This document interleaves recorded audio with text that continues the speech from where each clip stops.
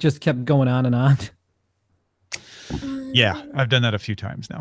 Well, someone like, on YouTube is like, somebody needs to stop the Twitch stream on YouTube, which I'm like, why don't you say that over on Twitch? But also I'm like, yeah, that's someone's me. Okay, that's me. I did it. Hopefully nothing was embarrassing when you didn't. No, this time I changed the setting on that machine so that it won't autoplay like I did the first time, and it started playing weird Arabian children's videos. That's perfect. I guess they're not weird educational. Arabian children. They looked out to me. I don't know. There's a lot of English ones that are pretty weird to my. Yeah, that's true. They just get weird sometimes. But you know what? They must be raking in the cash because a lot of people are doing them. Dell says it will explore IPO or merger with VMware, which is the thing that we said that they were doing anyway. But now they're admitting it.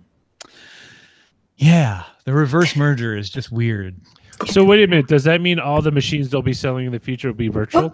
Yes, that's exactly what it means. You just get a box. That's what a reverse merger does. It turns all of your products right now. into the other thing. Your next Dell machine will come in an empty box. I have an Alienware box running the Twitch stream. It will become a virtual box.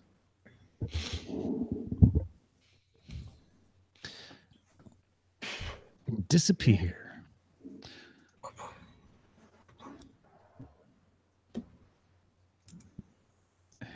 Daimler takes on Silicon Valley with high-tech A-Class. Oh yeah, I saw that Wait today. a minute. Isn't the A-Class the hatchback? Yes, it is. Mercedes? Yes, The it one is with the hatchback. cloth seating? Yes. I remember when that came out, and George Crow, who was a well-known Mercedes fanboy, considered it a heresy to even sell a Mercedes with cloth seats. Well, now they're selling a Mercedes with machine learning and voice recognition developed by Mercedes. And plastic seats. But you're saying George Crow found the Mercedes lacking. The A-Class. He thought it was not what Mercedes stood for. Mercedes stands for selling cars That's a fan right there. Yeah. There's very few things where if a company does it, I'm like, you've offended my sensibility of what you are. It's more of a like, no, I don't like that one. I want a car that runs. I want a car with a short skirt and a long jacket. I just want a comfortable seat and a radio. That's all I want. A radio? I really music, good speakers. Okay, I gotcha. I thought I was suddenly I had this romantic vision of you with like a transistor radio, like a warm analog FM sound. You're like, no. I just want music.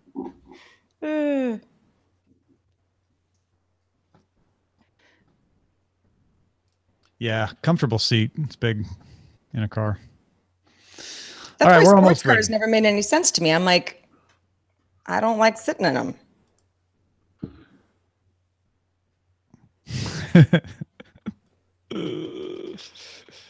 Oh, Schnago. Schnago's like, Tom, cake reference? I thought you were a pie guy. But Wow. Bye, Miss America. Okay. I am ready. Are you ready? I'm ready. I am a real human who will host this show. We'll see. Yes. Remember, if you're not a human being, you're a human doing. Here we go. 3, 2. The Daily Tech News Show is powered by its listeners, not outside organizations. If you get value from the show, consider giving a little back. As little as $1 a month keeps great tech news and analysis coming your way commercial-free. Find out more at dailytechnewsshow.com/support. This is the Daily Tech News for Friday, February 2nd, 2018. From DTNS headquarters in Los Angeles, I'm Tom Merritt. And from Studio Feline, I'm Sarah Lane. And from the beautiful west side of Cleveland, Ohio, I'm Len Peralta. And Len is here to illustrate. We're here to help you understand. And here to help us help you do all of that is Nicole Lee from Engadget. Welcome back to the show, Nicole. Hello. Happy to be back. Thank you. Producer Roger Chang is here as well. He is also a real human and not a simulation. Yes, and we were talking about Tijuana Bibles. Don't search for it until after the show. Or Mexican Halloweens. Let's start with a few tech things you should know. Well, that was fast. YouTube TV announced its app is now available for Apple TV with subscriptions available in an in-app purchase. YouTube TV arrived for Roku yesterday, Thursday. Microsoft introduced a new Surface laptop for $799 Friday. The new model has a Core M3 processor, 4 gigs of RAM, and 128 gigabytes of storage. Bargain pricing. Microsoft also introduced a new variant of the 13.5-inch Surface Book 2 at $1,199. That's $300 than the previous cheapest Surface Book 2. It has an Intel Core i5, 8 gigabytes of RAM, and 128 gigabytes of storage. So it's about the same as that $1,499 model, but that one had 256 gigabytes. So $300 less, half the storage.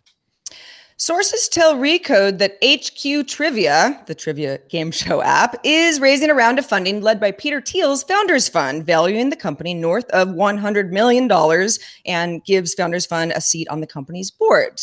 The reason I'm excited about this is the plot thickens a little bit on my 2018 predictions. If you missed that show, you should listen to it. That Facebook would clone HQ rather than buy it, considering that Thiel is on Facebook's board. I see where, okay, that puts it all together for me. Chrome OS 64 is rolling out. One new feature lets you take a screenshot by pressing the power and volume down buttons together. There are also updates to how it handles Android apps, including the ability to enable VPN when you're using those Play apps. Now, here are some more top stories. Sarah? Apple earnings came in right after the show yesterday, so let's talk about them now. Apple reported it sold 77.3 million iPhones in its last quarter, down 1% year over year. The revenue rose as average selling price rose to $795. iPad sales rose 1% to 3.2 million. Wearables revenue rose 70%, and watch sales rose 50%. Macs were down 5%. Services revenue rose 18% to $8.5 million. China revenue rose 11%. Overall revenue set a record at $88.3 billion, up 14% on the year. Yeah, so iPad sales at 13.2 million, not bad for a category that a couple of years ago people were saying is just going to be gone. Not that that's the most important thing here. The most important thing is that they made all the monies. And even with slower iPhone sales, the increased price of the iPhone 10 at $1,000 was enough to make up the difference. China revenue rising 11% is significant for Apple, obviously a very important market for them. What is the wearables revenue that's gaining so much besides the Series sales themselves? That Series 3 watch is more expensive. They've got more expensive versions with the LTE in it. So they're selling a bunch of them. Nicole, do you have any thoughts on the whole Apple picture where, this is one of those situations where some people are saying, ooh, not good news because of the slowing sales, but the overall numbers still look good. So some people are very happy. And the stock market is reflecting that with some mixed results. Yeah, I think there are a few things that I took away from this report. Number one, I'm also a little bit surprised by the wearables revenue rising, just because I had thought that the overall smartwatch trend was kind of trending down, and this seems to buck that quote unquote trend. Another thing that I thought was really interesting, as you said, it was a kind of a slower iPhone holiday sales quarter, and I wonder if that's because of the fact that there were two iPhones, the 8/8 Plus, as well as the X, and I'm wondering if having two of them was maybe made consumers had a wait and see attitude instead of just buying one over the other. I'm not sure. This is just speculation. Yeah. But I wonder about that sometimes.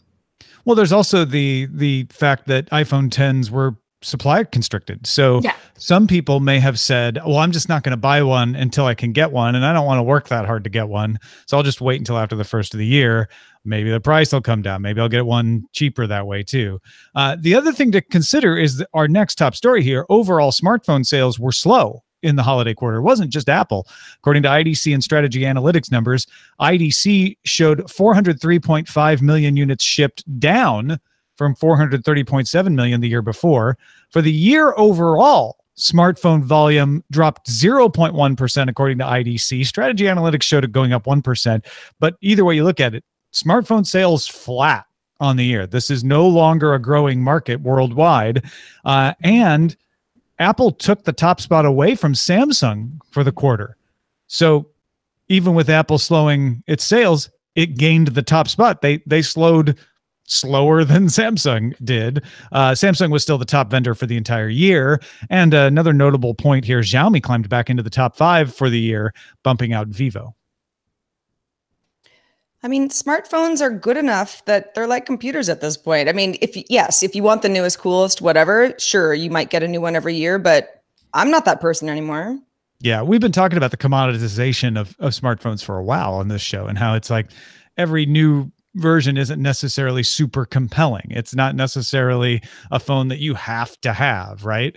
Yeah. So I think we expected to see this top out. This may be the year where we say, okay, smartphones they're now in laptop land. You know, they'll go up, they'll go down as trends come and go. But just the idea of getting one isn't new for large portions of the world. Your growth markets are in India and to a larger extent Africa, but that's about it. Yeah, I wonder if the whole thing, as you mentioned, having it used to be one laptop could last you for several years. I wonder if the same thing would happen with smartphones, because they're so advanced now that one smartphone could probably last you several years, as you mentioned. And also, as you mentioned, like the growth area is in India and developing markets, where a high-end $1,000 smartphone probably won't be as popular as like a really affordable one. Yeah. And they're talking about, there were some analysts saying that it looks to them that Apple is going to stop the iPhone 10, come out with a new version of it later this fall and replace it, which would be the first time that Apple doesn't shift an older iPhone down in price, but keep it in the inventory channel, which that I think would be an interesting move as well, to say like, we're just going to swap out models. We may not keep older models as our cheaper ones. They may be coming out with 3 new models every year. Who knows? YouTube CEO Susan Wojcicki, that right? Posted some goals for YouTube last night, Thursday evening. Among the goals are improving enforcement of existing policies with a combination of machine learning and people. A more accountable solution for intent review and harsher penalties for channels caught doing what they call something egregious that causes significant harm to our community as a whole. In a separate announcement, YouTube said it will start identifying videos that come from state-funded outlets like PBS or Russia's RT. Well, man, I am excited to hear that they're going to get better at not putting demonetization things on content out of pure selfishness, because it happens to DTNS all the time. So apparently we're not alone there. But the overall impact of this to me was that YouTube doesn't really have this solved, but they're going to throw resources at it and keep trying to get better. Yeah, I mean, over the last few weeks, it's like we've gotten, quite a few statements from YouTube like, hey, we know things are wrong. Give us a chance. Give us a couple days. Take down a video here and there. But it seems like the strategy is coming together. Maybe. On the one hand, they're saying they're trying to put a strategy together. We're going to get better at taking things down. We're also going to get better at not taking things down that shouldn't have been taken down. So we're good. We're going to get better at all of it. We promise. Right. And we're throwing more people. They got 10,000 people, they say, working on this now. Nicole, what's your take on this? Well, I don't know. I'm in a wait and see attitude. I just feel like they've said this before. It's a song and dance they've done before. I'm just like, all right, show us. Just show it. Just do it. Yeah. Well, Roger, double check me on this. I don't think we've had a DTNS video demonetized before it went up in a while now. Is that correct? The last show. So I stand corrected. The last show we had was demonetized. Get so frustrated. But I mean, the takeaway is, I think, at least for me, is YouTube, huge company, successful, well, utilized by the community. And they're like, okay, the machines don't actually do this well enough. We have to hire a bunch of humans, until the machines are good enough. Yeah. Well, until we're perceived at being good enough, right? So they throw machines at the problem, and people are like, "Wait, you're false positiving me all day long." They don't throw the machines at the problem. The advertisers get upset and say, "Wait a minute, our ads are showing up by these horrible videos," and it shows the limits of machine learning right now. Machine learning is impressive when you compare it to where it used to be. It's not impressive when you compare it to what humans can still do. Yeah. Sony announced that Kaz Hirai will step down as CEO of Sony, but remain as its chairman. CFO Kenichiro Yoshida will become CEO of Sony April 1st. So that's 6 years to the day since Kaz Hirai took over. The image sensor company reported a quadrupling of operating profit in the third quarter, its highest Q3 profit yet. For the first time since its launch, shipments for the PS4 in the holiday quarter were down year over year from 9.7 million in 2016 to 9 million in 2017. But the gaming division as a whole did very well. So they sold a lot of games, which is what they want to do. So between that and the image sensors, Sony did well. The smartphone division did not do so well. Sony still raised its profit forecast for the year ending March to 720 billion yen. That's up from 630 billion yen. And if they hit that mark, it would be their best quarter in its 72-year history. So when was the PS4 originally shipped? What year? 2013. Well, so I mean, a little decline in holiday sales for a PS4 doesn't surprise me. Well, that's I think what people are looking at and saying, okay, you're flat on the year with PS4. You're down in a holiday quarter. That's huge. Mm-hmm. Being down in a holiday quarter is a big sign that we have reached the peak. We may have reached peak PS4. And like you say, Sarah, this is it an appropriate time for that to be in the cycle.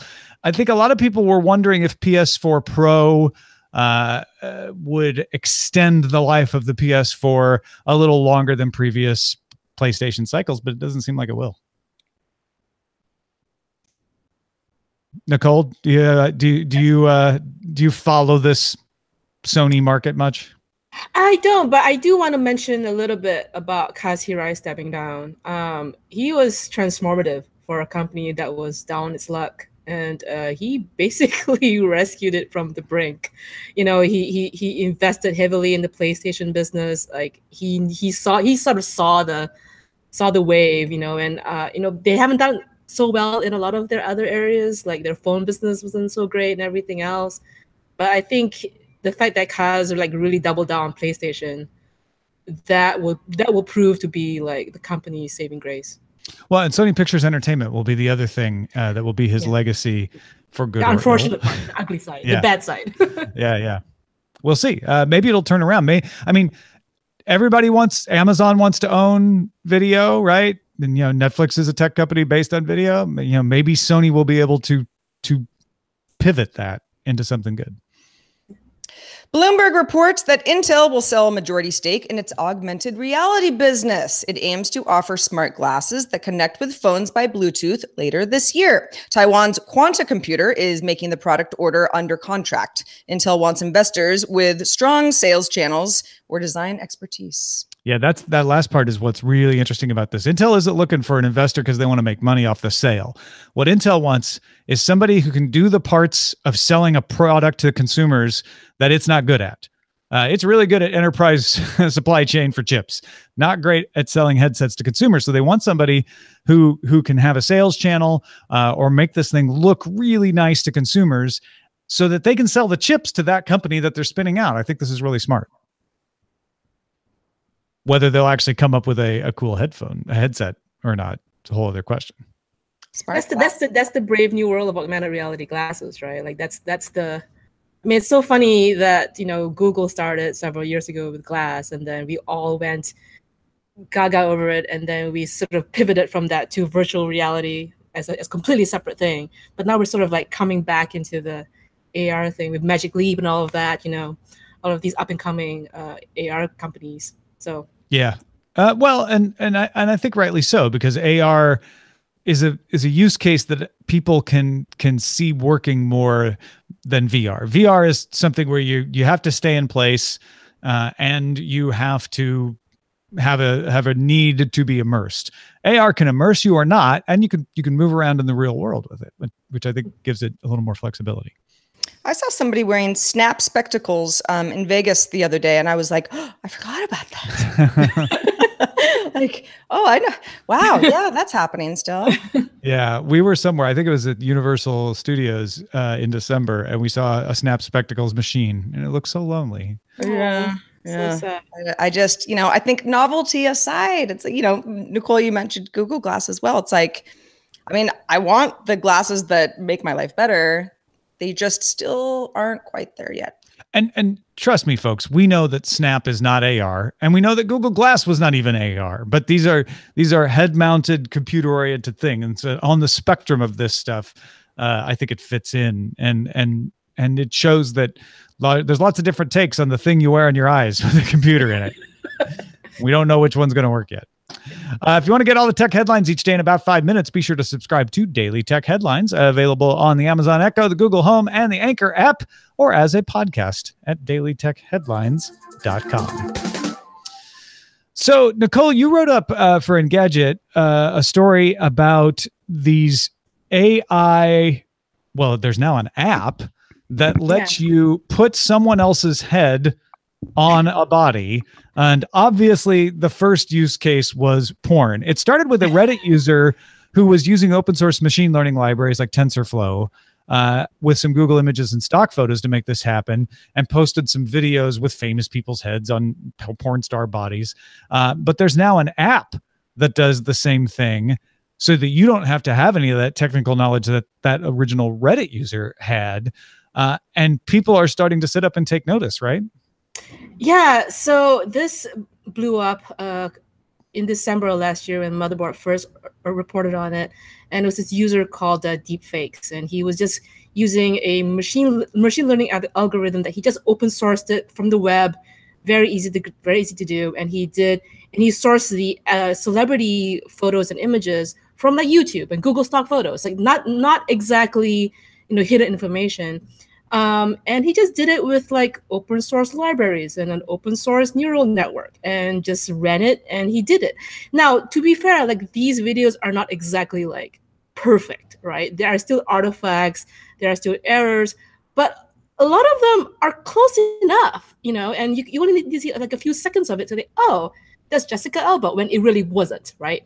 So that was the original one in December, and just like a month later, literally a month later, and there's already an app that somebody else made using the same kind of open source software, and anybody can just use the app and just sort of plug in these open source library codes and just let it run, honestly, and using all of these readily available images and video of all these celebrities online. And the worrying thing, really, I mean, of course, it's really bad when celebrities get it, but it's really bad when like everyday people like you and me are probably also in it. And the most recent Motherboard story that was published last week had to do with people scraping Instagram feeds and scraping Facebook photo albums. Again, using these like internet scrapers, right? They just scraped all the images, and they were able to make a facsimile of something, I guess, close to it. It's really worrying, not just in terms of like, obviously it's bad to have fake pornography out of people who are actually in it, but also the implications it has for fake video in general. Like, can you just imagine some foreign nation state using this kind of technology to make a fake video of a public figure or a politician, maybe President Trump, saying something that he didn't actually say, perhaps, and fueling the fake news machine that way. All right, so this reminded me immediately of the story we did last summer about Adobe and Lyrebird both having apps that allowed you to take samples of someone's voice and create a simulation of them saying things that they didn't say. There's also a research team at the University of Washington that was able to create an artificial video using a neural network to sync the mouth in a video to words that weren't from that video. So their demonstration took a radio address that President Obama had said and synced it to video that they created of him that looked like he was saying it, even though it was a radio address and we never saw him say it, right?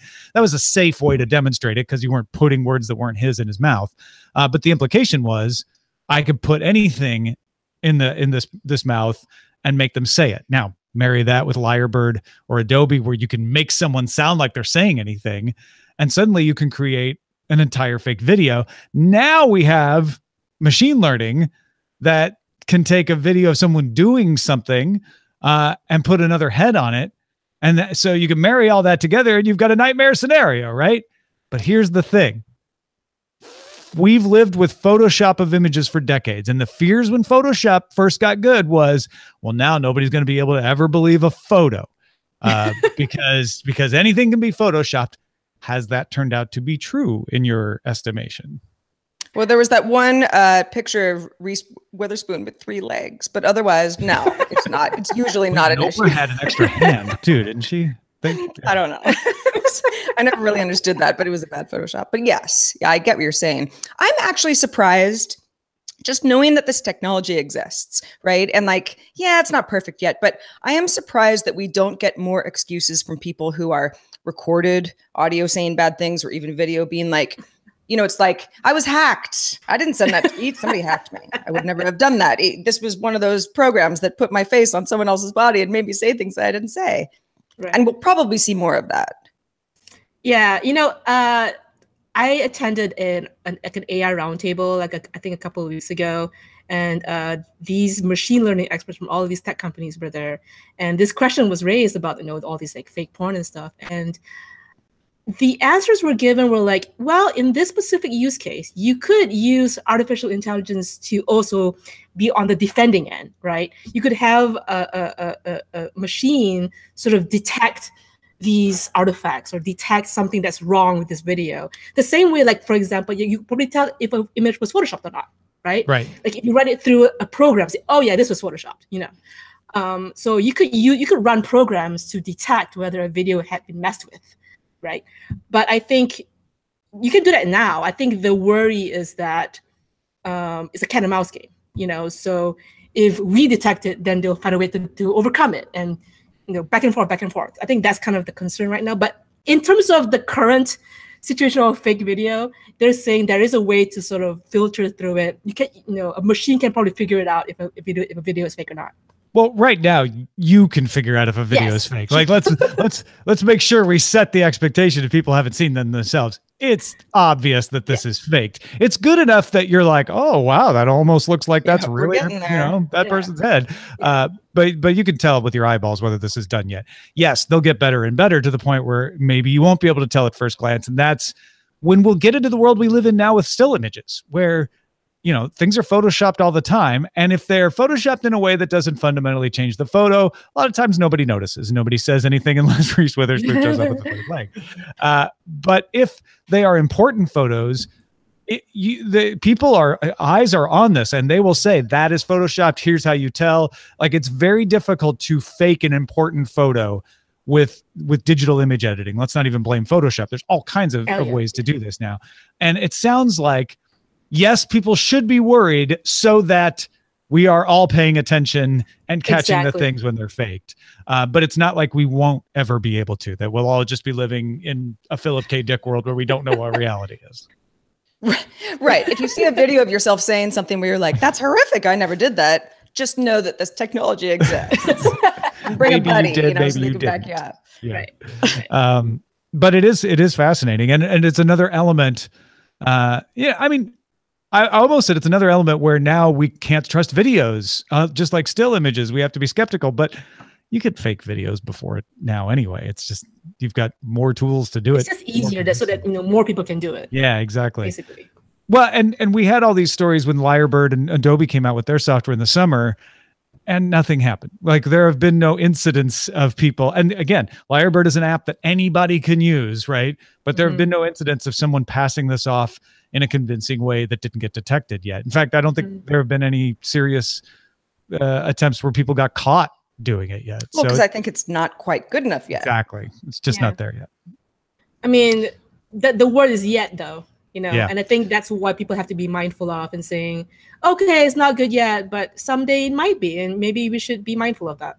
Well, and don't forget, there are also positive uses for this. I mean, these open source libraries exist so that people can experiment and come up with ways to do this. And yes, we don't like the idea of somebody putting someone else's head on another person's, porn body, but that isn't the only use of this. Creating new accessible structures using computer vision to help people with visual problems. This can be used for that sort of thing as well. Hey, thanks to everybody who participates in our subreddit. You can submit stories and vote on them at dailytechnewsshow.reddit.com and join in the conversation at facebook.com/groups/dailytechnewsshow. What's in the mailbag there, Sarah?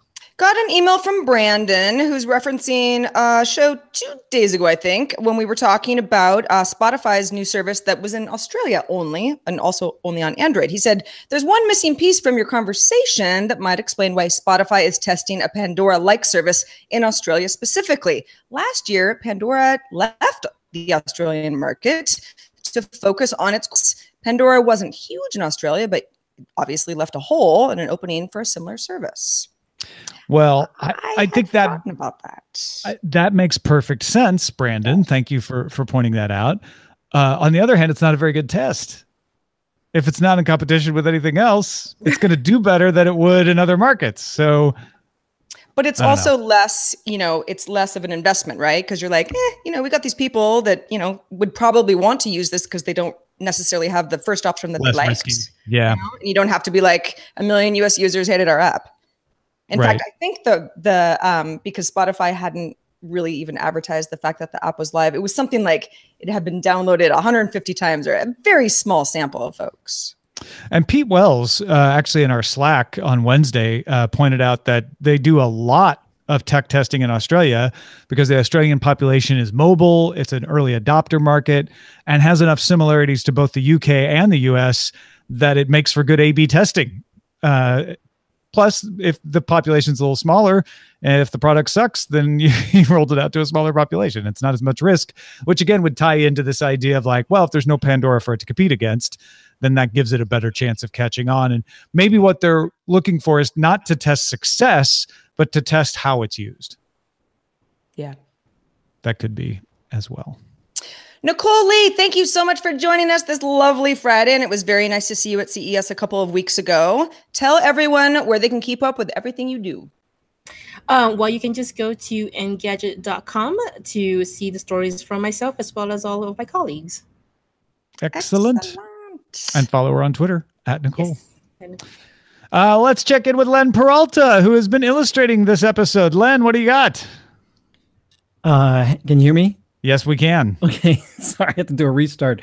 I'm going to jump back to last week where Tom, your name was misspelled at some point during the show as with 2 R's, maybe 2 T's, which led me down the path. 2 R's and 2 T's. So if it was misspelled, it was probably missing one of those. Exactly. So, which it was a very tricky subject today because I didn't want to necessarily get into the whole revenge porn thing. But I did think that Tom, as a public figure, you would be vulnerable to this sort of thing, and that's what this drawing does. It shows that it is Tom with 2 M's, 1 R, presenting the Daily Fake News Show. I love it. I was like, "Who is that? Wow, does Tom, like?" Well, exactly. There's an image of you in here, Sarah, saying that you're getting the feeling it's not really Tom, and Roger saying hashtag not Tom. You seem tired.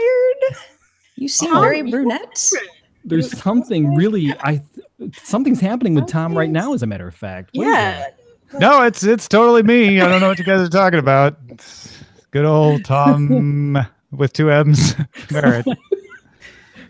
We just got to be careful because you are vulnerable for this with this, and this just depicts that just be careful who you get your news from. Make sure it's always from Daily Tech News Show and not from Daily Fake News. It's funny with the facial hair, it almost looks like zombie Ayaz Akhtar has been a little bit. So it's like now we know who's behind it. Full circle. Go check it out, folks. LenPeraltaStore.com if you want to take a look at it, see what it looks like, maybe even buy a copy for yourself. He's got digital prints as well as physical prints there. That's Len. It'll be up there in a few minutes. LenPeraltaStore.com. Big thanks to everybody who supports the show and all of the ways that we have. If you didn't know, we have a store, dailytechnewsshow.com/store, where there are t-shirts and coffee mugs and onesies and new tote bags. There's DTNS tote bags in there as well. So go check it out. Maybe you'll find something you want or like, and it's a great way to support the show. That's dailytechnewsshow.com/store. Yeah. Next time you have a picnic, use our tote bag. It's perfect for that. And in fact, if you have a piece of merchandise from the DTNS store and you want to show it off, take a photo of yourself and email it to us at feedback@dailytechnewsshow.com. Or, just say whatever you want to say. It's email. We are live Monday through Friday at 4:30 p.m. Eastern, 21:30 UTC at elfgeekradio.com and diamondclub.tv.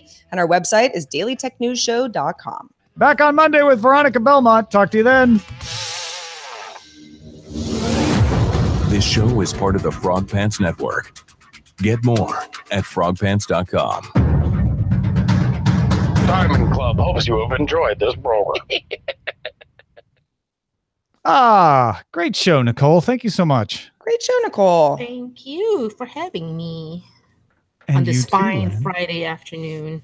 What a lovely way for us to spend the Friday. We hope you agree. Can't think of what I'd rather do than figure out my black magic nightmare. There's always a black magic nightmare. Got a black magic nightmare. Well, it's hard to explain, but Roger, what should we call this show? Don't put mouth on my words. Someone else's head on a porn body. Daily fake news. Daily fake news show. There was another show. There was another one I saw this. Believe when's it? No. Smartphone manufacturers fail at planned obsolescence. That's overstating it. It's also they don't do planned obsolescence. So Don't put mouth on my words, Tom. don't put mouth in my words. You put your peanut butter in my chocolate. Chocolate. Remember that commercial? Oh yeah. Don't put words in my rendered mouth. That's another spin on that. Let's see if we can show. Come on, what do we got? What do we got? I want a brilliant headline. I like don't put mouth on my word. Don't put mouth on my words. I mean, I like the Tom Merritt one, but assuming that you don't want that one, that's my second favorite. Yeah, that one could in fact confuse people. Right. Yeah. Don't put mouth on my words will also confuse people, but not with any negative consequences. So. Right. Don't put mouth on my words. Yeah, Daily Fake News Show is almost like someone might be like, was the intern drunk when they uploaded this? Or if you don't know the show, you're like, that's horrible. Why are they doing an entire show about fake news? Right. Well, that is my print, so. No, that's fine. It's fine in your print. I love it in the print. Love it with a And yes, Nick, capital with a C, I L. did draw myself in the bottom of the. This is probably obvious to a lot of you, but I found a really good use for you-know-who, our favorite Echo device lady, which is, I say, how do you say I'm tired in French? And then she says, here's how you say I'm tired in French. And then she's got a real nice French accent. And then she says, I'm tired in French. Well, I was worried that would happen. That's what I meant. Nice. And there you go. That's not even a very good accent, Tom. Well, I thought it was cool. Yeah, that is cool. I hadn't actually thought to do that. Nicole, what is your Twitter account? Oh, it's just Nicole. Just Nicole. How did it get You know how I remember that? I always remember that. I never forget Nicole's Twitter account. It's just Nicole, like just Veronica? Yeah. Yes, like Veronica. Yes. Because Nicole was the first person I followed on Twitter ever. No one knew what Veronica.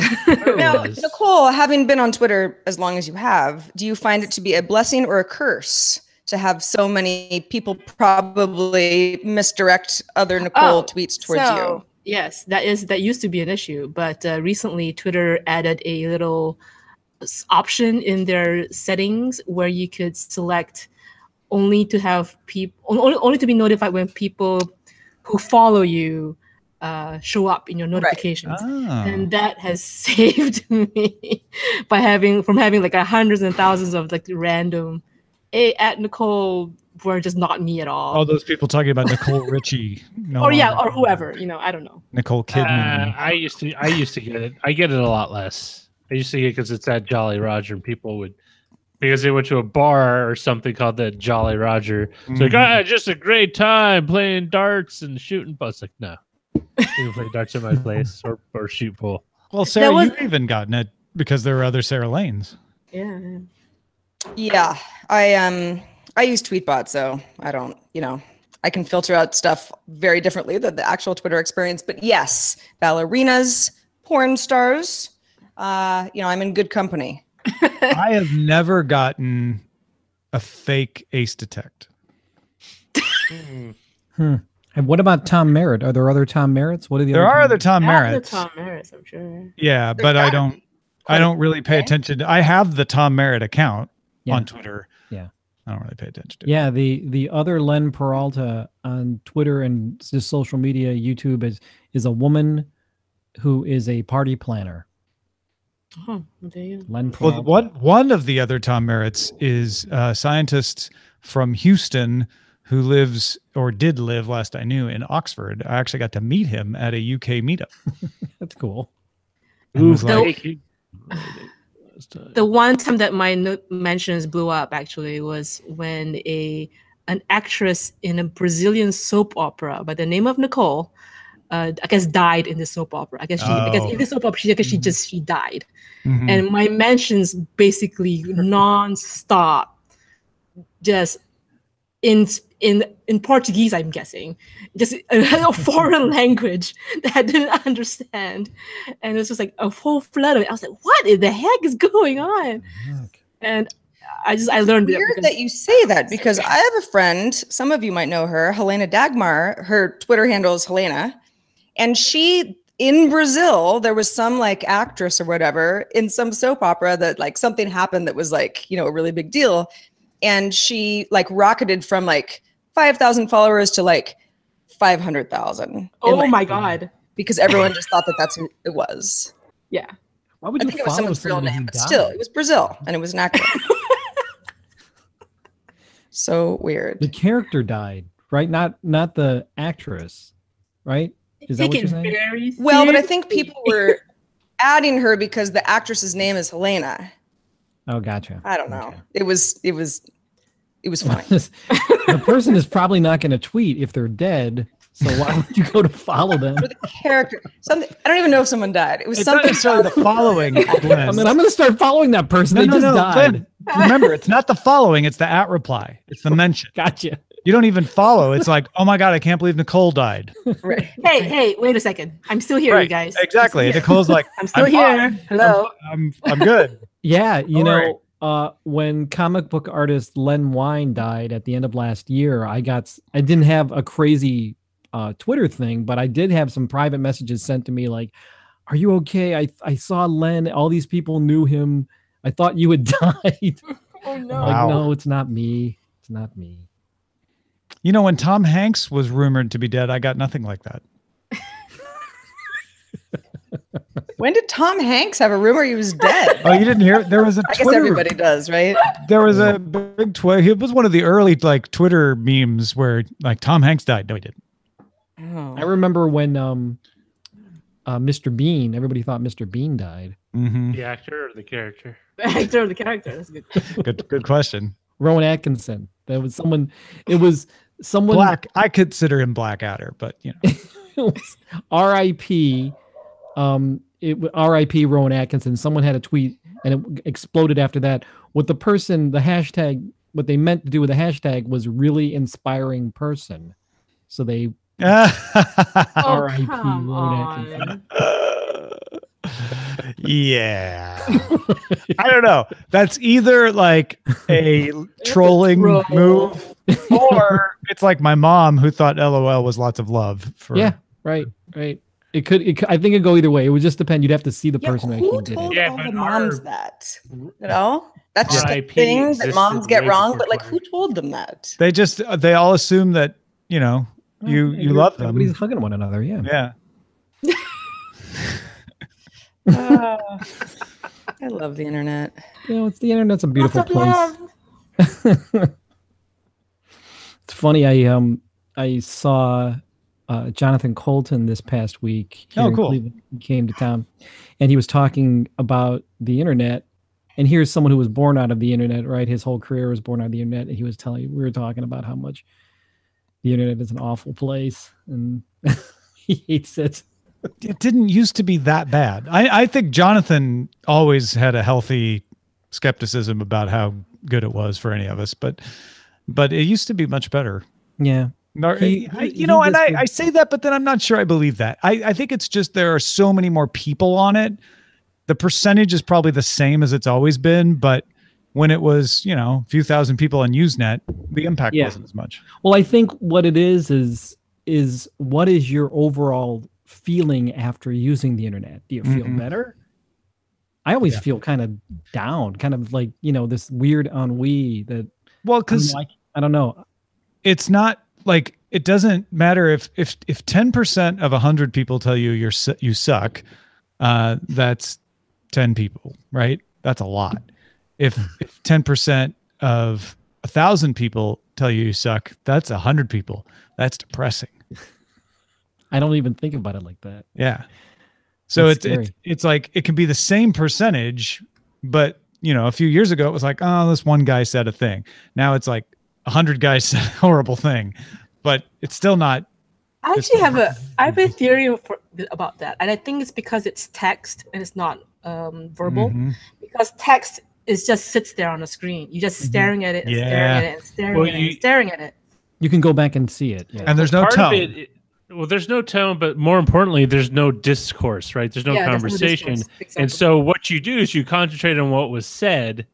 Well, there is a discourse. There is conversation, but it's not live. So that, to your point, you concentrate on what was said because you're waiting until you respond. You're letting it mold. Just staring at it. Sometimes there is no conversation. It just ends like that. And that well, but you can respond. I mean, that's the problem, is that then you respond with an angry thing that gets misinterpreted, and then it escalates. But I think even there's that passive idea of the internet where you're just reading things, and you're reading it, and you're taking these things in, and that's everything true is I see. like That's what you guys are saying. Well, yeah, I mean, if someone was yelling at you, it would be like, okay, that's antagonistic. They might gently say something to you that you don't want to hear, but you know, there's that approach. Text is just like, you're just like, whatever mood you're in, you're going to take it how you take it. Right. If Sarah says that and I go, shut up, then whatever. That's like, right. But if I go, shut up, and or if I like I'm like, scream it. Well, that's why you have to put a GIF along with that text. Yeah.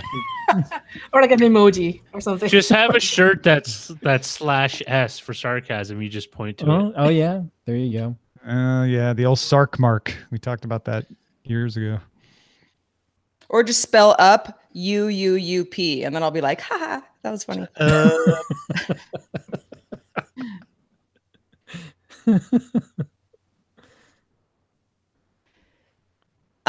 Guys, yes. I have some hardware stuff to figure out. Tom, if you and I are going to do this thing, see you. All right. If Any you last will words forgive to our me audience? for bouncing out a little early on Friday, I will get back to it. Everybody, keep an eye out for Mailbag, the show from DTNS Labs, coming shortly. We hope. Yeah. We want you to watch, interact, and tell us what you like and don't like. Thanks again, Nicole. Quick, was my internet weird at all? Yeah, you had a couple of weird hiccups. Because you guys did too. Okay. I used a different solution that didn't seem to work. We'll go ahead and stop the live stream, though. Thanks, everybody. All right. All right. Bye, guys. everybody.